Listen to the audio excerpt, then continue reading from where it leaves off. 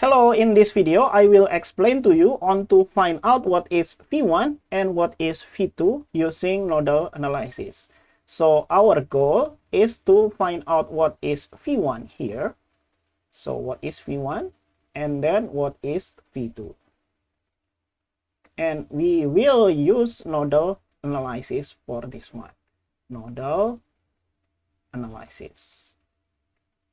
And let's break it down into step by step. The first step that we need to do is to label all the nodes. And also, aside from labeling all the nodes, we also need to extract some other information that is given by the circuit here. Okay, let's set this node here, the bottommost node, as our reference node. Reference node, or some other book call it the ground. And what is the ground meaning? That is the voltage here will equal to 0. Good. So we know exactly what is the value of this node, which is 0. But then we also know that this is directly connected to the ground. There is no component here. So here in this node, we have the value of 0 here. And then we have two essential nodes here. So we will have V1, this junction, and then this V2 here. Good. And now we have these branches, and this is a current source.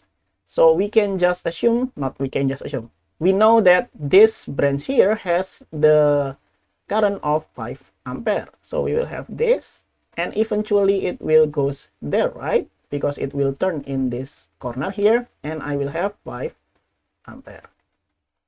Okay, and then this current here is 2V1. So we will have this current that is going up, that will be 2V1, right? And I think there is nothing that we can do. We have extracted all the available information and also label all the nodes. Okay. And now let's move on to the second step, which is assume the direction of the currents. So assume the currents direction. Usually what I do is for the horizontal component, like this 2 ohm resistor, I will assume it goes to the right. But for the vertical one, I assume it goes down like this, right? But if this goes down, this going to the right, right? Because it will turn in this corner. Good. And I think we have assumed all the currents direction in each branch. And now we have to move on to the third step, which is the most crucial one, which is to do KCL for all unknown nodes. And what does unknown nodes mean? For example, here we have P is equal to 0. So we know the reference node, the value of reference node. But we don't know the value of V1 and we don't know the value of V2 yet. So V1 and V2 is unknown nodes.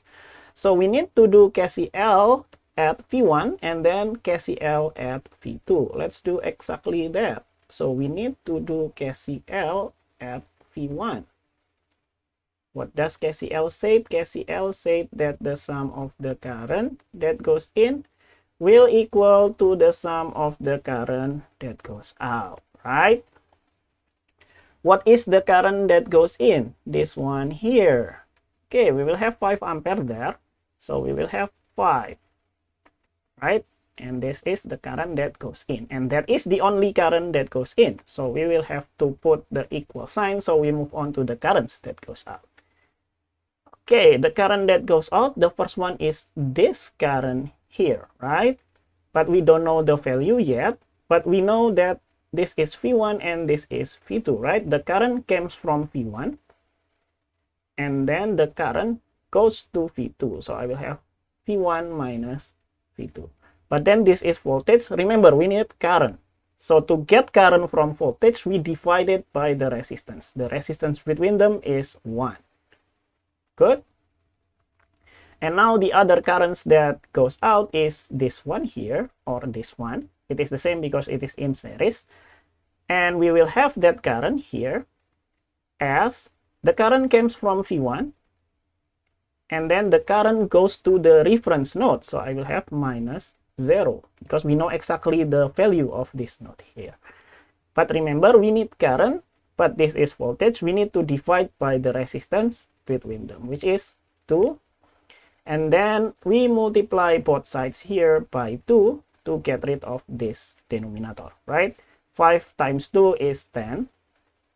And then 1 and 2 will cancel into 2, so we will have 2V1 minus 2V2.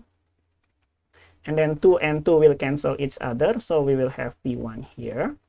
And so we will have 3V1 and then minus 2V2. And all of that will equal to 10. Okay, I think nothing that we can do from here. Let's save this as equation number 1. And remember, because we need to do KCL for each unknown nodes, we still need to do KCL at this node here.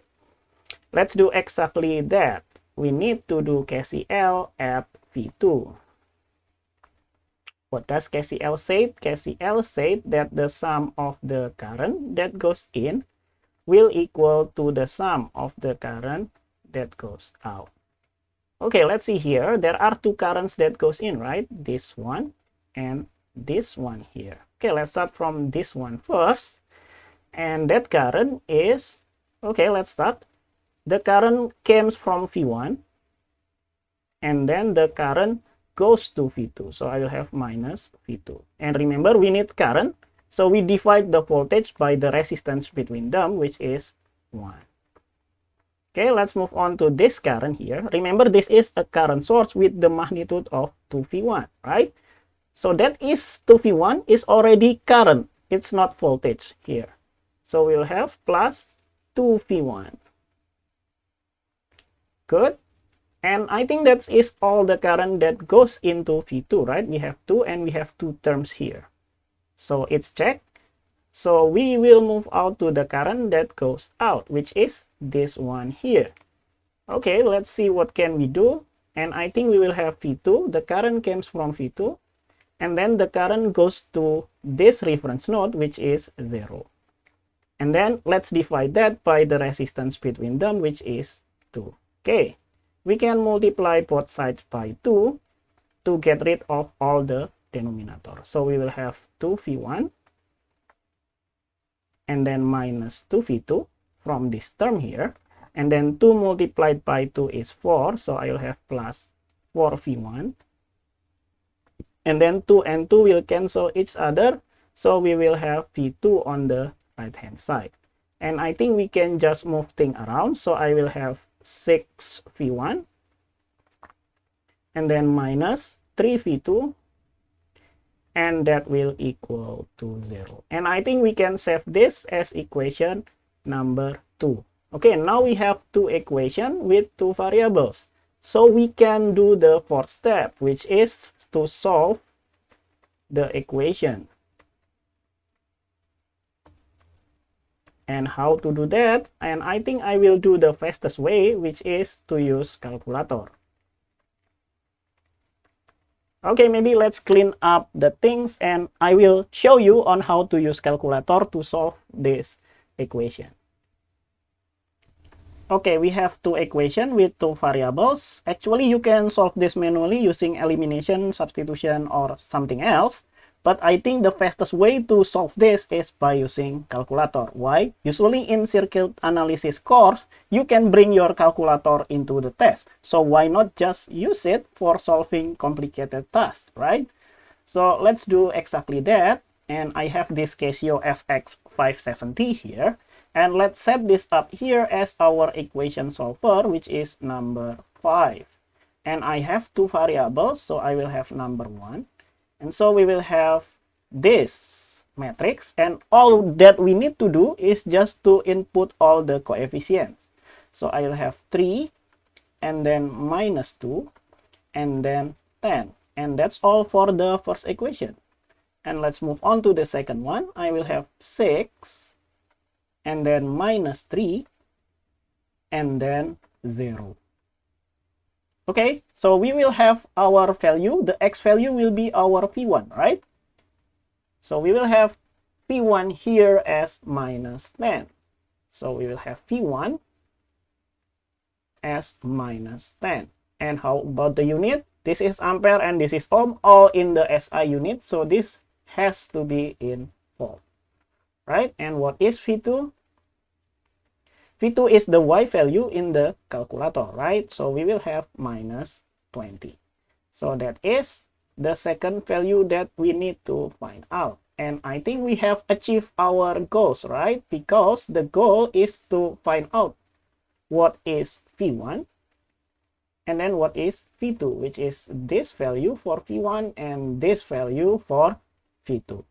And I think that's all for this problem. Hopefully I did not make any miscalculation in the solving process because that is a long process. Thank you for watching. See you in the next video. Bye bye.